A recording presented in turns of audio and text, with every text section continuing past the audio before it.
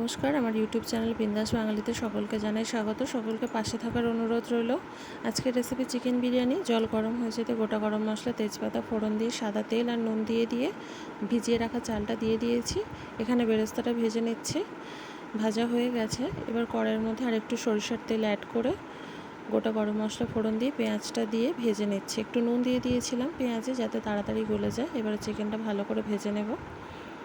Chicken বিরিয়ানির সাথে চিকেনের আরেকটা রেসিপি করব, তো তার জন্য এখানে চিকেনটা একটু ম্যারিনেট করে রাখছি।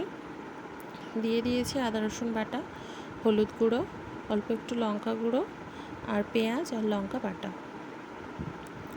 এই রান্নাটার মধ্যে আমি কোনো জল ইউজ করব না, তাই আমি এতে একটু টক দইয়ের পরিমাণটা বেশি নিয়েছি। টক দই দিয়ে দিয়েছি। এবারে ভালো করে মেখে নেব।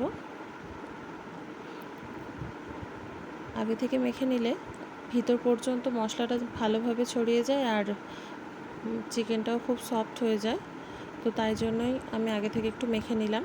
এবারে 5 মেশালি মশলা গুঁড়ো আর অল্প একটু গরম মশলা দিয়ে দিলাম, দিয়ে আবারও ভালো করে মেখে নেব। মেখে নিয়ে ঢাকা দিয়ে রাখবো আধ ঘন্টা মতো। এদিকে চিকেনটা ভাজা হয়ে গেছে। দিয়ে দিচ্ছি আদা রসুন বাটা, দিয়ে ভালো করে কষিয়ে নেব। আর বিরিয়ানির আমি আলুটা ভেজে নিই না, বিরিয়ানির আলুটা আমি কুকারে দিয়ে 2টো সিটি দিয়ে নিই। অল্প একটু নুন আর একটু হলুদ গুঁড়ো দিয়ে, আমি ফুড কালার ইউজ করি না তাই দিই না, কেউ চাইলে দিতে পারো। তো কষানো হয়ে গেছে আদা রসুন দিয়ে। এবারে লঙ্কা গুঁড়ো আর হলুদ গুঁড়ো দিয়ে দিলাম, দিয়ে ভালো করে কষে নিচ্ছে। এবারে দিয়ে দিলাম টক দই। টক দইটা দিয়ে ভালো করে নেড়ে নেব। তেল ছাড়া শুরু করে দিয়েছে, আর বেশি বাকি নেই। রেডি হয়ে গেছে দমে দেওয়ার জন্য চিকেন। এখানে একটা দুধের মিশ্রণ বানিয়েছি মশলা দিয়ে, বিরিয়ানিতে দেব। এবারে হাঁড়ির মধ্যে চিকেনটা দিয়ে একে একে আলুগুলো দিয়ে দিচ্ছি। দমে দেওয়ার জন্য বিরিয়ানি রেডি।